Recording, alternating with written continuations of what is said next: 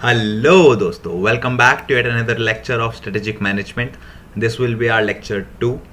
And before starting this video and this lecture, I want to inform you about the few things that I have done a quiz related to introduction video, which is the first video of strategic management, that is of introduction. I have done a quiz on Telegram group, and if you want to participate in those quiz, because I will be doing that quiz according to the videos which I will be teaching you on my YouTube channel. So you can join that group through the description. Link is provided in the description, so you can join it over there.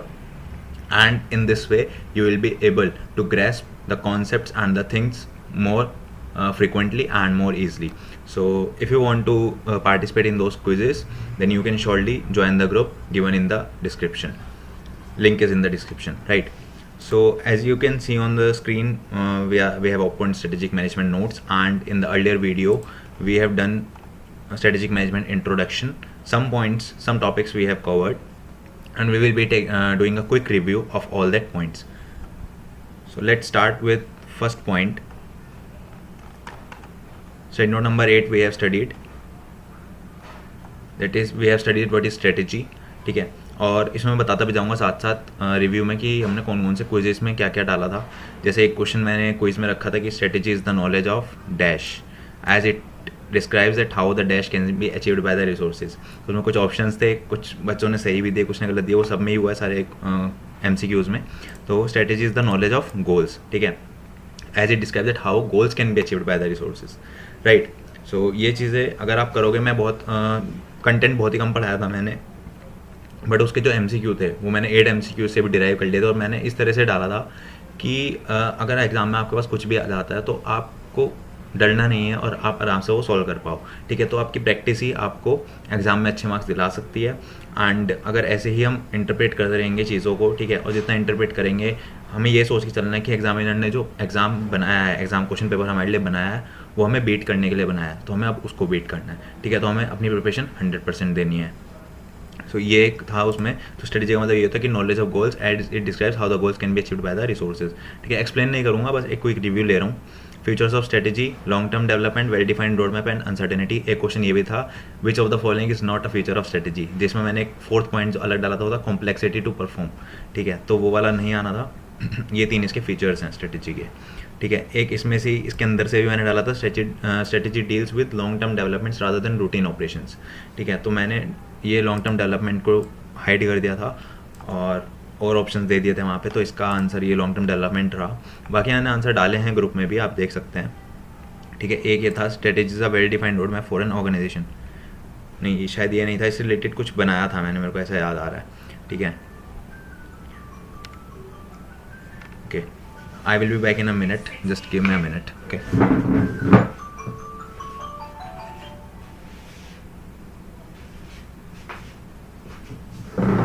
Yes. So strategic management की बात करें तो strategic management का मैंने ये वाला point पूरा, ये वाली पूरी डेफिनेशन जो थी, what ever this point I have covered in MCQ. और मैंने देखा उसमें ऑप्शन डाले कि बताओ आप स्ट्रेटेजी है या स्ट्रेटेजिक मैनेजमेंट है या क्या है. ठीक है, तो स्ट्रेटेजिक मैनेजमेंट उसका आंसर था. उसके बाद अगर हम बात करें एडवांटेजेस की, तो शायद इसमें से भी था, I don't remember, might be it was there. ठीक है, तो इसमें से ही थे. अगर हम देख लेते हैं एडवांटेजेस क्या क्या थी. इन आइडेंटिफाइंग द डायरेक्शन को कैसे आइडेंटिफाई करना है, increasing market share and profitability. ठीक है, हम बेटर बिजनेस डिसीजन कैसे ले सकते हैं, provide framework for decision making. अगर आपको डिटेल देखना है तो आप पहली वीडियो देखना. ठीक है, क्योंकि इसमें तो मैं कोई रिव्यू कर रहा हूँ, सिर्फ हेडिंग्स बता रहा हूँ दोबारा से. और ये एक, हाँ, एक ही वाला MCQ डाला था, strategy provides a dash for the future, vision, mission and goals मैंने डाला था वहाँ पे. तो वो विजन है. ठीक है, एक ये चीज़ ध्यान रखना. एक ये भी डाला था, डिसएडवांटेजेस क्या है, future doesn't unfold as anticipated. तो strategic management fails when the future doesn't unfold as anticipated. तो वहाँ पे फ्यूचर आना था. ठीक है, जिन्होंने क्विज दिया है वो अच्छे से देख लें, वहाँ पे फ्यूचर आना था, ना प्रेजेंट आना था, ना और कोई ऑप्शन था. ठीक है, क्योंकि फ्यूचर ही ऐसा है जो हम प्रिडिक्ट नहीं कर सकते, राइट. कॉम्प्लेक्स प्रोसेस है. ठीक है, स्ट्रेटेजिक मैनेजमेंट, क्योंकि कंटिन्यूस असेसमेंट चाहिए होती है, बहुत सारी चीज़ें चेंज होती रहती है एनवायरमेंट में, तो उसके लिए हमें कंटिन्यूस असेसमेंट करनी होती है. इट कैन बी एक्सपेंसिव क्योंकि सब हायर नहीं कर सकते कंसल्टेंट को उसके लिए. Long term benefit versus immediate result यहाँ से भी था. Dash results could not be expected through strategic management, that is why the organisation should always address the immediate crisis prior to allocating resources. ठीक है, तो इमीडिएट रिजल्ट जो है आप एक्सपेक्ट नहीं कर सकते। यहाँ पे मैंने ये MCQ में डाल दिया था, इसको हमने हाइड कर दिया था। तो ऐसे था, बहुत अच्छा क्विज रहा। ठीक है, और बहुत अच्छे रिव्यूज़ रहे आप सबके। ऐसे ही हम जो भी आगे पढ़ेंगे और इसमें से हम नेक्स्ट क्विज फिर मैं अपडेट कर दूंगा। टेलीग्राम ग्रुप ज्वाइन कर लेना, ग्रुप 2 वाला। ठीक है, जो लिंक आपको डिस्क्रिप्शन में मिल ही जाएगा, और उसमें ही मैं सारे अपडेट दिया करूँगा नेक्स्ट टाइम से, तो आप ज्वाइन कर लेना। और ग्रुप 1 के लिए भी बोल देता हूँ, ग्रुप 1 वालों के लिए भी ग्रुप 1 वाला ज्वाइन कर सकते हैं, वहाँ पे भी क्विज होते रहेंगे। तो अब हमारा जो आज का टॉपिक है वो है द स्ट्रेटेजिक डेवलपमेंट रूट्स। इसमें अलग अलग तरीके की डिफरेंट टाइप्स ऑफ स्ट्रेटेजी बताई गई हैं। So we will be starting with first intended strategy. What is intended? आपको इंटेंडेड से समझ में क्या आता है? बेसिक कॉमन सेंस लगाओ। इंटेंडेड से समझ में क्या आ रहा है? इंटेंडेड मतलब कि अपनी इच्छा से। ठीक है, आपका इंटरेस्ट है, आपने कहीं इंटरेस्ट है, आपको वो चीज़ करनी है। लाइक अगर मैं बोलूँ कि आपको ना, आपने डिसाइड किया, आपने किसी से सुना कि आप एक CMA करके कोर्स होता है, right? You have heard from someone that there is a course like CMA।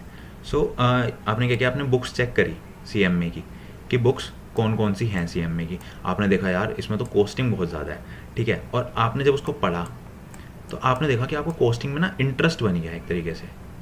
ठीक है, अगर आपका कॉस्टिंग में इंटरेस्ट बन गया तो वो क्या हुआ, आप इंटेंशन से अपनी पढ़ने लगे उसको, आप उसको आपको अच्छा लगा, तो एक वो इंटेंडेड हो गया। आपने उसके लिए स्ट्रेटेजी अपने आप बनाई अपनी इंटेंशन से, तो उसको हम बोल सकते हैं इंटेंडेड स्ट्रेटेजी। ठीक है, तो intended strategy an expression of interest of desired strategic direction deliberately for a specific purpose। deliberately का मतलब होता है for a specific purpose formulated or planned by managers। अभी इसी एग्जाम्पल को हम मैनेजर के थ्रू देखते हैं, मतलब ऑर्गेनाइजेशन के पॉइंट ऑफ व्यू से देखते हैं। तो ये बोल रहा है कि N expression of interest of desired strategic direction, एक डिजायर्ड जो मतलब इच्छा है मैनेजर की, कंपनी के, कि उसको कैसी क्या चीज़ अचीव करनी है, उसके हिसाब से उसने एक स्ट्रेटेजिक डायरेक्शन दी। ठीक है, फॉर अ स्पेसिफिक पर्पस, क्या अचीव करना है, एक स्पेसिफिक पर्पस के लिए प्लान किया उसने, तो वही बोलते हैं an expression of interest of desired strategic direction deliberately formulated और प्लान्ड बाय मैनेजर्स। ठीक है, समझ आया? रियलाइज्ड स्ट्रेटेजी सेकेंड है हमारा, realised strategy. The strategy actually being followed by an organisation in practice. Realise strategy होती है, अभी तो हमने सोचा, इंटेंडेड स्ट्रेटेजी था, मतलब हमने स्ट्रेटेजी सोच ली, हमारी इंटेंशन है। ठीक है, बट हमने उसको यूज़ भी किया या नहीं किया, उस स्ट्रेटेजी को अप्लाई भी किया या नहीं किया। जब तक हम उसको अप्लाई नहीं करेंगे तब तक वो नहीं, कुछ नहीं होगा। तो जब हम उसको अप्लाई कर देंगे तो हम बोलेंगे रियलाइज स्ट्रेटेजी। समझा कि नहीं? ठीक है, तो रियलाइज स्ट्रेटेजी मतलब हमने जो स्ट्रेटेजी बनाई उसको हमने अप्लाई कर दिया, वो हो गई the strategy actually being followed by an organisation in practice. जब हम फॉलो कर रहे हैं तो उसको हम बोलेंगे realised strategy. Now we come to unrealized strategy. The strategy that does not come about in practice or only partially so। अगर हम वही स्ट्रेटेजी को नहीं करते अप्लाई, ठीक है, या फिर हम पार्शियली करते हैं। अगर पार्शियली भी करेंगे तो भी हम उसको अनरियलाइज स्ट्रेटेजी बोलेंगे, राइट? तो क्यों नहीं फॉलो किया हमने स्ट्रेटेजी को, उसके कुछ रीजंस हो सकते हैं। There may be all sort of reasons for this. The plans are unworkable, the environment changes after the plan has been drawn up, and manager decides that the strategy as planned should not be put into effect, or people in the organization or influential stakeholders do not go along with the plan। तो ये क्या कहना चाह रहा है, बहुत सारे reason हो सकते हैं किसी स्ट्रेटेजी को फॉलो ना करने के, ठीक है, या फिर पार्शियली फॉलो करने के। वो क्या क्या हैं? The plans are unworkable. आपने कुछ strategy, you made a strategy, ठीक है, और वो प्लान काम ही नहीं करा। जैसे आप क्या करते हो, आप CMA की जब पढ़ाई करते हो, ठीक है, तो आप स्ट्रेटेजी बनाते हो।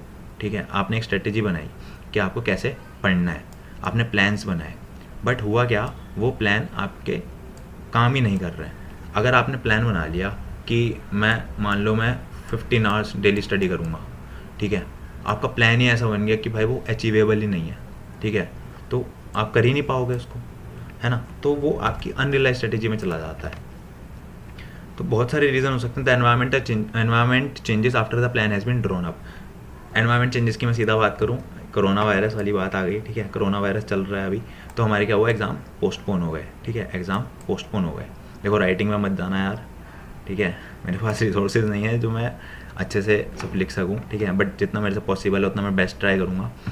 तो एग्ज़ाम अगर पोस्टपोन हो गए तो आपकी जो पहले की स्ट्रेटेजी थी, ठीक है, जो आपने पहले स्ट्रेटेजी बनाई हुई थी, वो अब क्या हो गई, फेल हो गई, क्योंकि आपने जून 20 के हिसाब से बनाई थी। बट अब क्या है, अब आपके एग्ज़ाम जुलाई 20 के हिसाब से, तो आपको स्ट्रेटेजी उस हिसाब से बनानी पड़ेगी, राइट? तो इसलिए भी वो आपकी अनरियलाइज स्ट्रेटेजी मानी जाएगी। And the manager decide that the strategy as plan should not be put into effect, हम इफेक्ट में नहीं लाएंगे उस स्ट्रेटेजी को, और पीपल इन द ऑर्गेनाइजेशन और influential stake holders do not go along with the plan, या फिर जो भी स्टेक होल्डर है, सपोज करते हैं अभी हम लेते हैं मार्केट का, जैसे ये जो अभी शेयर मार्केट चल रही है आपकी, ठीक है, शेयर मार्केट में सपोज करो किसी बंदे ने बहुत ही अच्छी कंपनी सोच के, कोई भी XYZ कंपनी ले लेते हैं, मैं किसी कंपनी का नाम नहीं लूँगा, XYZ कंपनी है कोई, उसमें इन्वेस्टमेंट की हुई थी, ठीक है, वो बहुत अच्छी कंपनी चल रही थी, उसका जो रिटर्न्स था वो भी बहुत अच्छा था, बट जैसे ही ये कोविड वाली सिचुएशन आई तो वो क्या हुआ, उसका रिटर्न धीरे धीरे नीचे जाने लगा। तो उन्होंने क्या किया, अपना जो पैसे थे वो रिडीम कर लिए, जो उन्होंने इन्वेस्टमेंट करी थी वो रिडीम कर ली, ठीक है। अब उन्होंने अगर रिडीम कर ली तो क्या हुआ, वो उस प्लान के साथ नहीं जा रहे हैं, ठीक है, शेयर होल्डर्स। इसी तरह को मैं एक नॉर्मल एग्जांपल दे रहा हूँ, ये कॉर्पोरेट में होता है, ठीक है, कॉर्पोरेट की तरीके से होता है, मैं इसको अलग तरीके से आपको बताने की कोशिश कर रहा हूँ, इससे आप रिलेट कर पाएँ, ठीक है। तो बिल्कुल ये एग्जांपल नहीं दे सकते, मैं काइंड ऑफ आपको बस समझाने का ट्राई कर रहा था, राइट। तो the strategy does not come about in practice और ओनली पार्शली सो, प्रैक्टिस में नहीं आएगी या फिर पार्शली आ गई तो उसको हम अनरियलाइज स्ट्रेटेजी बोलेंगे। बहुत सारे रीजन हो सकते हैं, एनवायरमेंट में चेंजेस आ गए, आपने जो स्ट्रेटेजी बनाई थी वो काम ही नहीं कर रही है, ठीक है, या फिर जो भी है XYZ, ठीक है, और वो मैनेजर डिसाइड कर लेते हैं कि भाई उसको हम इफेक्ट में नहीं ला सकते। तो ये था अनरियलाइज स्ट्रेटेजी। अब एक आता है इम्पोज स्ट्रेटेजी। इम्पोज स्ट्रेटेजी मतलब, इम्पोज स्ट्रेटेजी क्या होती है, there may be situations in which managers face what they see as the imposition of strategy by agencies or forces external to the organisation.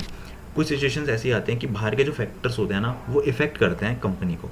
जैसे आगे लिखा है इसमें, government may dictate a particular strategic course or direction, for example in the public sector, or where it exercise extensive regulation in the public sector. Suppose public companies हैं, मैं सिर्फ अभी हम अपन बैंक का एग्जांपल ले सकते हैं, ठीक है। अगर हम बैंक का एग्जांपल लेते हैं तो बैंक के केस में क्या होता है, तो बैंक के केस में क्या हो रहा है, अगर मान लो गवर्नमेंट ने कोई भी पॉलिसी चेंज कर दी, ठीक है, अभी जैसे एक येस बैंक वाला भी केस हुआ है, ठीक है, तो येस बैंक के केस होने के बाद गवर्नमेंट ने SBI को बोला, है ना, SBI ने उसके शेयर्स पिक करे ना, ठीक है, SBI को बोला कि भाई आपको येस बैंक के शेयर्स उठाने हैं, ठीक है। तो SBI ने क्या किया, यहाँ लिख देते हैं इसको, SBI ने क्या किया, SBI ने येस बैंक के जो शेयर्स थे वो क्या किए, परचेज किए। और SBI को बोला किसने था ऐसा करने के लिए, SBI को बोला था गवर्नमेंट ने, ठीक है। तो ये गवर्नमेंट ने जो है एक स्ट्रेटेजी जो है यहाँ पे इम्पोज कर दी, ठीक है, बैंक पे जो है स्ट्रेटेजी इम्पोज कर दी, किसने, गवर्नमेंट ने, समझा कि नहीं, ठीक है। तो इम्पोज स्ट्रेटेजी का मतलब यही होता है कि कुछ सिचुएशंस ऐसी आ जाती हैं जहाँ पे मैनेजर्स को manager face what they see as a imposition of strategy, ठीक है, वो फेस करते हैं तो by agencies of forces external to the organisation, जो ऑर्गेनाइजेशन एक्सटर्नल फोर्सेज होते हैं, ठीक है। अब येस बैंक का SBI से कोई लेना देना तो था नहीं था, बट करना पड़ा क्योंकि गवर्नमेंट ने बोला था, गवर्नमेंट की पॉलिसी, तो इसलिए पब्लिक सेक्टर में इसका एग्जाम्पल दिया गया है कि पब्लिक सेक्टर में, और where it exercises extensive regulation in the public sector, अगर वहाँ पे ज़्यादा पब्लिक सेक्टर में ज़्यादा उसका बिजनेस है तो वो सब, तो इम्पोज स्ट्रेटेजी को हम ये बोलते हैं। एग्जांपल से मेरे को लगता है आपको क्लियर हो गया होगा, है ना। अब अपन बात करते हैं last strategy, emergent strategy. Emergent strategy की में लिखा है unplanned responses to unforeseen circumstances. Unplanned response दिए जा रहे हैं अनफोर्सिन सर्कमस्टेंसेज को, आगे पढ़ते हैं। They arise from autonomous action by individual managers deep within the organisation, from serendipitous discoveries और इवेंट्स, और from an unplanned strategic shift by the top level managers in response to change circumstances. They are not the product of formal top down planning mechanism. अभी क्या कहना चाह रहा है, पहले line से हमें समझ में आ रहा है कि unplanned responses to unforeseen circumstances, कुछ हमें सर्कमस्टेंसेज ऐसे थे जो हमने सोचे नहीं थे कि होंगे बट वो हो गए, तो और उस पर हमने अनप्लैन्ड रिस्पॉन्स दिया, हमारा कोई प्लान नहीं था, हमें जो समझ में हमने वो किया। They arise from autonomous action by individual managers deep within the organisation. ये किस वजह से आते हैं, कुछ ऑटोनोमस एक्शन ले लेते हैं मैनेजर्स ऑर्गेनाइजेशन में, ठीक है, कुछ वो डिस्कवरीज करते हैं, कुछ इवेंट्स करते हैं, और from an unplanned strategic shift by the top level managers in response to change circumstances.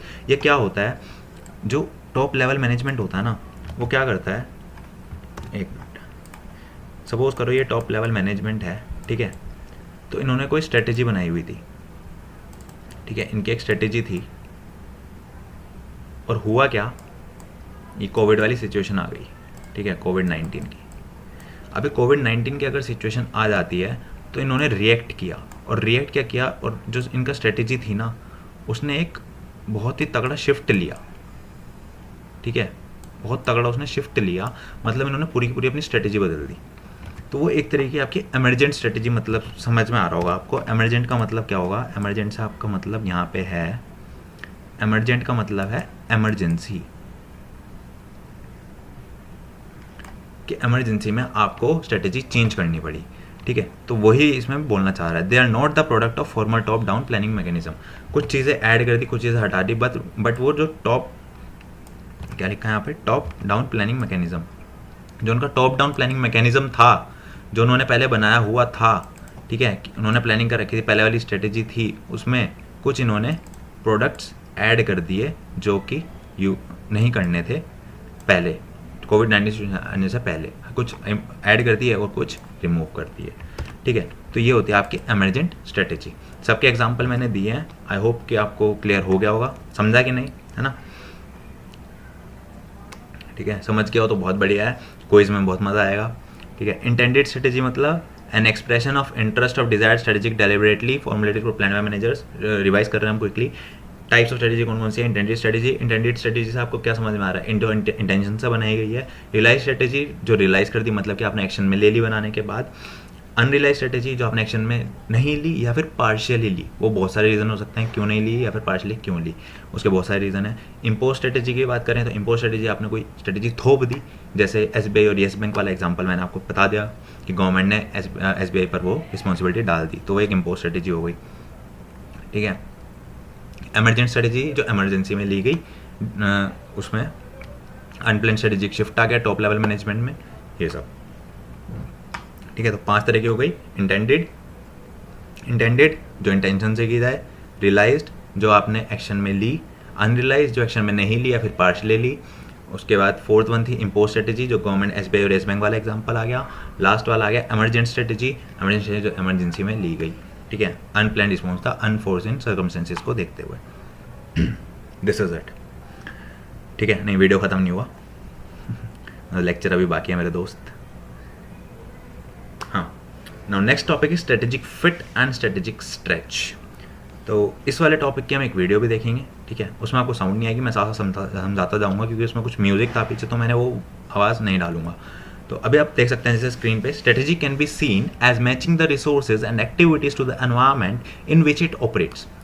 Strategy can be seen as matching the resources and activities to the environment in which it operates. Strategy को हम कैसे देख सकते हैं कि कोई organisation है एक, ठीक है, सपोज करो ABC लिमिटेड। ABC लिमिटेड का जो एनवायरमेंट है, उसके हिसाब से हम उसके रिसोर्सेज को और एक्टिविटीज़ को मैच कर रहे हैं। अगर हम उसके रिसोर्सेज और एक्टिविटीज़ को मैच कर रहे हैं तो उसको हम स्ट्रेटेजी बोल सकते हैं, उसके एनवायरमेंट को देखते हुए, ठीक है। This is sometimes known as the search of strategic fit. इसको हम क्या बोलते हैं, बेसिकली इसको हम बोलते हैं sometimes known as search of strategic fit, मतलब हम इसको स्ट्रेटेजिक फिट बोलते हैं। The notion of strategic fit is developing strategy by identifying opportunities in the business environment. Notion मतलब मोटिव क्या है स्ट्रेटेजिक फिट का, इज डेवलपिंग स्ट्रेटेजी। स्ट्रेटेजी को हम यहाँ पर डेवलप करते हैं स्ट्रेटेजिक फिट के थ्रू, कैसे, आइडेंटिफाइंग अपॉर्चुनिटीज़, बिजनेस एनवायरमेंट में जो अपॉर्चुनिटीज़ हैं उसको हम आइडेंटिफाई करते हैं, और एंड अडेप्टिंग रिसोर्सेज और नहीं, मतलब एंड आएगा यहाँ पे, एंड मतलब हम अपॉर्चुनिटीज़ को आइडेंटिफाई भी कर रहे हैं और रिसोर्सेज को अडेप्ट भी कर रहे हैं और कॉम्पिटेंसीज को भी अडेप्ट कर रहे हैं, so as to take advantage of this. मतलब हमने, हमारे पास जो अपॉर्चुनिटीज़ हमें दिखाई दे रही हैं वो हम रिसोर्सेज के थ्रू अचीव करने का ट्राई कर रहे हैं, ठीक है। जो हमारे पास रिसोर्सेज है और हमारा जो एनवायरमेंट है उससे डील करते हुए मैच करना, ठीक है। तो उसको हम बोलते हैं एक तरीके से स्ट्रेटेजिक फिट। इसका एग्जांपल मैं आपको दिखा दूंगा। Strategy can also be seen as building on or stretching an organisation resources and competencies to create new opportunities or to capitalise on them. Strategy को हम ऐसे भी देख सकते हैं, building on or stretching and organisation resources and competencies. हाँ, जो अपने पास कंपनी के पास कुछ रिसोर्सेज हैं, ठीक है, उसको बनाना अच्छे से या फिर उनको स्ट्रेच करना और उसका मैक्सिमम यूज़ लेना, ठीक है, जिससे कि नई अपॉर्चुनिटीज़ जनरेट हो पाएँ, ठीक है। सिर्फ हमें आइडेंटिफाई नहीं करनी है, हम उससे नई अपॉर्चुनिटीज़ क्रिएट भी कर सकते हैं, ठीक है। स्ट्रेच का मतलब क्या होता है? Stretch is the leverage of the resources and competences of an organisation to provide competitive advantage और ये न्यू अपॉर्चुनिटीज। स्ट्रेच का मतलब मेनली यही है कि रिसोर्सेज का ऐसे यूज़ करो जिससे कि नई अपॉर्चुनिटी जनरेट हो पाए, ठीक है। तो मेन जो डिफरेंस इसमें बेसिक सा डिफरेंस जो ये आ जाता है कि स्ट्रेटेजिक फिट में आप ये लिख सकते हैं कि आप you are matching the resources with the environment and adapting resources to identify the new opportunities. Identify the new opportunities, mark my words, identify the new opportunities. But when you come to strategic stretch, then you have to write that you will it is the leverage of the resources and it is useful to generate new opportunities, not identifying, it is used to generate new opportunities. So this is it, and we will see the example of this now.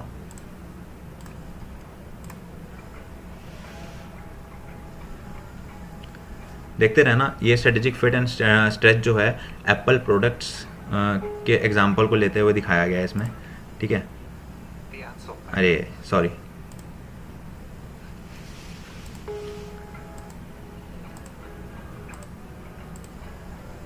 देखो strategic fit, strategic decisions may involve the search of strategic fit, matching the organization activities to the environment in which it operates, or by stretching the resources and competencies to create new opportunities or new markets. अब आप कहोगे sir strategic stretch में आपने बोला कि नई opportunities create करता है, अब इसमें आप लिखा है स्ट्रेटेजिक फिट में करता है। तो मैं यही कहना चाह रहा हूँ, इसमें बहुत बेसिक डिफरेंस है, ठीक है। न्यू अपॉर्चुनिटीज़ आप अगर स्ट्रेटेजिक फिट में भी लिखते हो, आइडेंटिफाई मेन जो है स्ट्रेटेजिक फिट का काम आइडेंटिफाइंग है, न्यू आप ऐड कर सकते हो, बट मेन जो काम है वो आइडेंटिफाई करना है, ठीक है। अब स्ट्रेटेजिक स्ट्रेच देख लो, strategy development by stretch is the identification and leverage of the resources and competencies of the organisation which is new opportunities or provide competitive advantage, ठीक है। लेवरेज ऑफ द रिसोर्सेज, यहाँ पे हमें क्या करना है, स्ट्रेटेजिक फिट में मैं डिफरेंस बताता हूँ। स्ट्रेटेजिक फिट और स्ट्रेटेजिक स्ट्रेच में डिफरेंस ये है, मेन स्ट्रेटेजिक फिट में ये रहेगा, अगर आपके पास जो रिसोर्सेज हैं, ठीक है, आप उनको मैच कर रहे हो, ठीक है, आप उनको सिर्फ मैच कर रहे हो इन एक्टिविटीज। बट स्ट्रेटेजिक स्ट्रेच में अगर आप उनको यूज़ कर रहे हो नई अपॉर्चुनिटीज जनरेट करने के लिए, ठीक है, तो ये मेन डिफरेंस आ जाता है।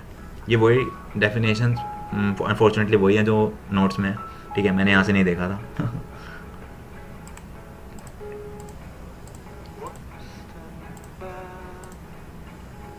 देखो एप्पल प्रोडक्ट्स का ये एग्जांपल लिया है इन्होंने, पूरा देखना।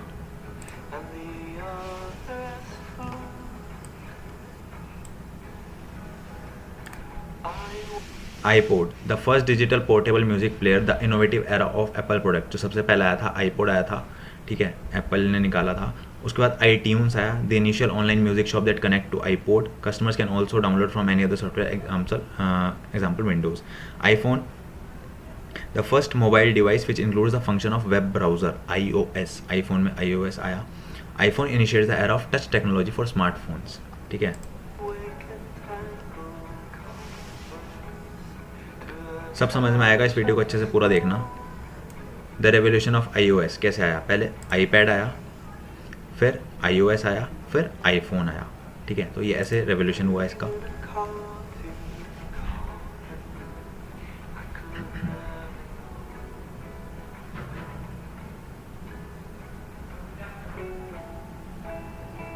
देखो स्ट्रेटेजिक फिट, अब यहाँ पे स्ट्रेटेजिक फिट शो कर रहा है, strategic fit for Apple products.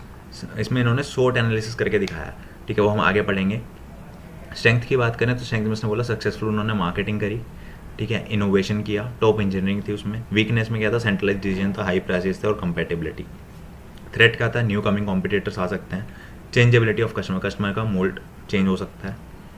Opportunity क्या थी, इंजीनियरिंग मार्केट्स थी मैक यूज़र्स के लिए, ठीक है, और पायनियरिंग ऑफ स्मार्टफोन्स, ठीक है। स्मार्टफोन्स की मतलब एक रिस्पॉन्सिबिलिटी ली गई एक तरीके से।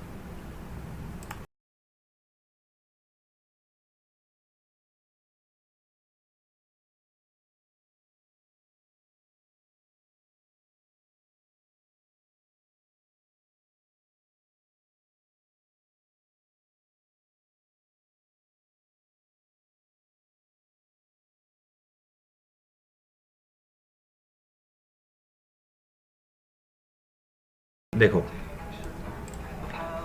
स्ट्रेटेजिक स्ट्रेच, अब स्ट्रेटेजिक फिट उसने बता दिया, अब स्ट्रेटेजिक स्ट्रेच क्या है, according to whatever, author का नाम याद करने की जरूरत नहीं है। Strategic stretch pushes the boundaries of what is assume to be impossible to strive for. Strategic stretch से क्या होता है, वो बाउंड्रीज जो होती है ना उसको पुश करता है, ठीक है, जो हमें लगता है इम्पॉसिबल है, तो स्ट्रेटेजिक स्ट्रेच हमें उसे अचीव करने में हेल्प करता है. Only when you aim for impossible something that can not be achieved with existing practices is there pressure to come up with radical new ideas instead of just work harder. तो आप ये लिख सकते हैं कि अगर आपको कुछ चीज़ें अचीव करनी है, ठीक है, तो स्ट्रेटेजिक स्ट्रेच का होना वो जो आपको इम्पॉसिबल लगती है, तो स्ट्रेटेजिक स्ट्रेच से आप कुछ आइडियाज़ आ सकते हैं आपके पास, जिससे आप सिर्फ हार्ड वर्क करके नहीं बल्कि और भी कई नई तरीक़ों से वो चीज़ें अचीव कर सकते हैं. एप्पल प्रोडक्ट्स के लिए मैं बताता हूँ, डेवलप न्यू टारगेट मार्केट. एक नई टारगेट मार्केट उन्होंने बना ली. कैसे? जो रिच थे उनके लिए बहुत मतलब एक वो नई टारगेट मार्केट हो गई उनके लिए, एप्पल के लिए. न्यू रीजन डेवलपमेंट उन्होंने किया. Integration of the product line, integrate किया उन्होंने, ठीक है. न्यू ऑपरेटर्स, नए ऑपरेटर्स लाए वो. Create value from stock price, stock price से उन्होंने अपनी वैल्यू बढ़ाई. अब आप देख लो एप्पल की गुडविल कितनी ज़्यादा है, आपको पता ही है, तो आप देख ही सकते हो.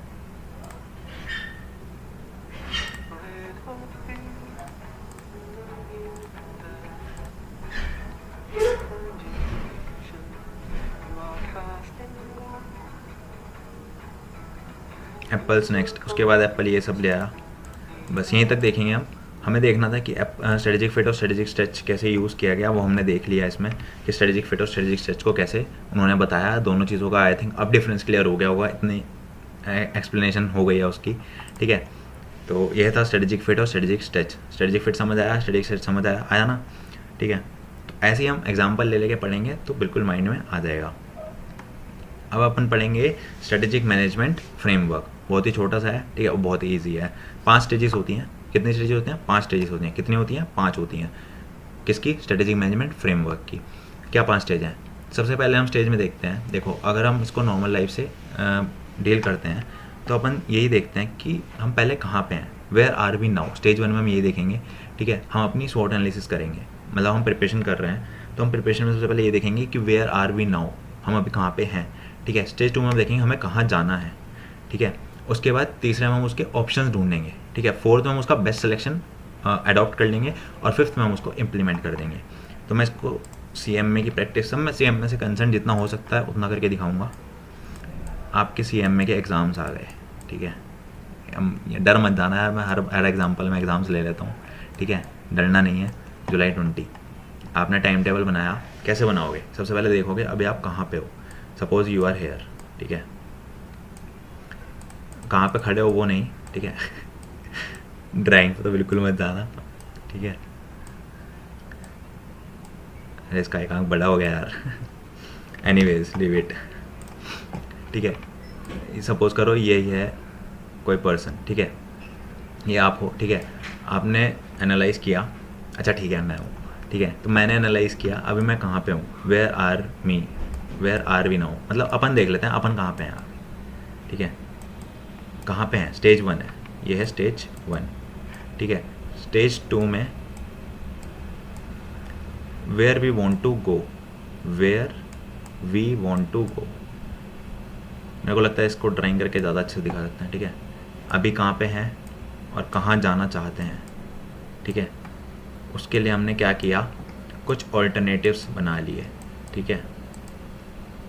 ये A हो गया, ये B हो गया, ये C हो गया, ये D हो गया, ठीक है. ये अल्टरनेटिव बनाने के बाद हमने बेस्ट अल्टरनेटिव सेलेक्ट किया जो हमारा आया निकल के B, ठीक है. B आया. B निकलने के बाद हमने इसको इम्प्लीमेंट कर दिया. तो हमारा क्या हो गया, ये स्टेज 5. समझा कि नहीं? ठीक है. यही होता है strategic management framework. Stage 1 where are we now, analyse करेंगे प्रेजेंट सिचुएशन को विद स्ट्रॉन्ग स्वॉट एनालिसिस, ठीक है. कहाँ जाना चाहते हैं, मिशन सेट करेंगे, गोल सेट करेंगे, objectives for where the organisation want to go in future. इसको अपन अपना एग्जांपल की तरह मैंने बताया, बट ये ऑर्गेनाइजेशन के थ्रू ही आपको बताना है वहाँ पे, ठीक है.